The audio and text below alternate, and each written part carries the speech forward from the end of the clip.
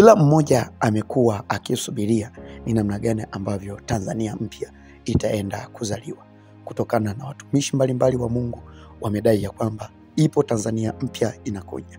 Tanzania ambayo itakuwa ni ya furaha kuliko hii tulionayo sasa. Kwa hiyo kila Mtanzania amekuwa na kiu na shauku ya kutaka kujua ni nini ambacho Mungu atakifanya juu ya nchi ya Tanzania mpaka iweze kuzaliwa Tanzania mpya. Sasa leo nakuletea maono ambayo niliweza kuyaona juu ya nchi ya Tanzania ambayo yatatokea tarehe 20 ya mwezi wa 9 mwaka 2025. Na katika jambo hili ambalo litatokea tarehe 20 ya mwezi wa 9 mwaka 2025, hiyo ndo itakuwa alam ya kile ambacho kitatokea katika nchi ya Tanzania, na kila mmoja atabaki anashangaa.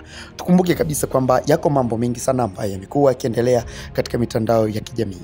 Wengine wakidai ya kwamba Oktoba tunatiki, wengine wakidai ya kwamba Oktoba hawatiki, lakini yako maandamano ambayo yanahamasishwa na wanaharakati ambao wako nje ya Tanzania. Sasa leo naenda kukwambia ya kwamba kama hayo maandamano yatafanikiwa au hayo maandamano hayatafanikiwa. Naitwa Apostle Justin Semba. Kama ni mara yako ya kwanza, nikikusii tu bonyeza alama ya subscribe, kwa sababu katika chaneli hii walionipa nafasi, walionipa muda, ndio nitakuwa nikiachia maono na nabii mbalimbali kupitia chaneli hii hapa. Kwa hiyo kama ni mara yako ya kwanza, bonyeza neno subscribe kisha utani on notification, na kufanya hivyo utakuwa unajihakikishia kupata maono mbalimbali ambayo nitakuwa ninayaachia juu ya nchi ya Tanzania. Sasa na nisikupotezee muda sana, nataka niende nikakwambie kile ambacho kitatokea tarehe 20 ya mwezi wa 9 mwaka 2025.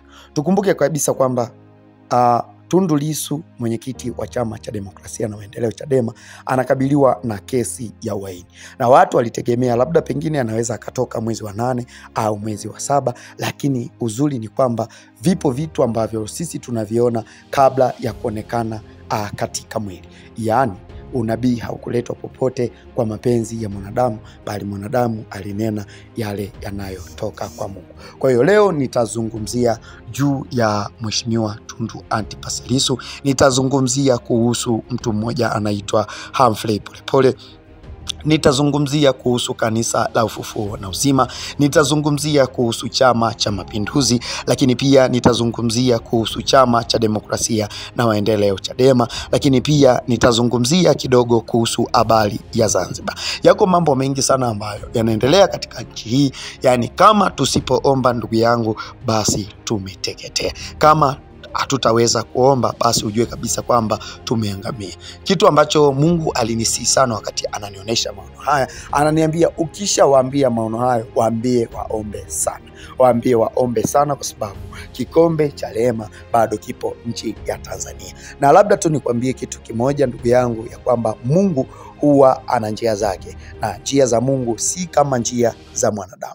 Liko jambo ambalo Mungu anataka kwenda kulifanya, hilo jambo halitamuumiza mtu, kwa sababu ukisoma katika ile Yohana 1 mstari ule wa 16 anasema, kwa maana jinsi hii Mungu alimtuma mwanawe wa pekee ili kila amwaminie asipotee bali awe na uzima wa milele. Kwa hiyo tunaona kabisa kwamba Mungu kumbe alimtuma Yesu Kristo kwa ajili ya walimwengu, kwa ajili ya Watanzania, na hakuna hata Mtanzania mmoja ambaye Mungu anataka aangamie. Mungu anataka aone Watanzania wakiishi kwa mshikamano, utu, uzalendo pamoja na kutenda mambo mema. Sasa watu wamekuwa kengeuka, watu wamekuwa wakifuata njia zao na kuacha njia za Mungu. Lakini njia za Mungu ni tofauti kabisa na za mwanadamu. Kama unakumbuka kabisa kwamba hata Yona alitumwa kule Ninawi aende akawahubirie kwamba Mungu ataleta hasira yake na ghadhabu yake, hivyo watu waingie katika kuomba. Alipoenda kule, Mungu hakuweza kuangamiza mji ule, bali aliurehemu mji wa Ninawi. Sasa tukumbuke kabisa kwamba Tanzania inawezekana unamwombea mtu fulani aweze kufa, lakini nataka tu nikwambie hiyo haitawezekana.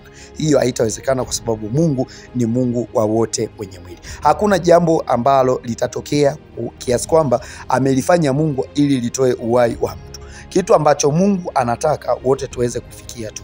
Kwa hiyo hata yule mwenye makosa aweze kutubu makosa yake. Na kama umefuatilia kweli njia za Mungu ni tofauti kabisa na za mwanadamu, kwa sababu kuna wakati fulani unaweza ukamwombea adui yako aweze kufa, lakini huyo adui yako ndo akaishi milele. Kwa hiyo mawazo yetu ni mawazo madogo sana kuliko ya Mungu.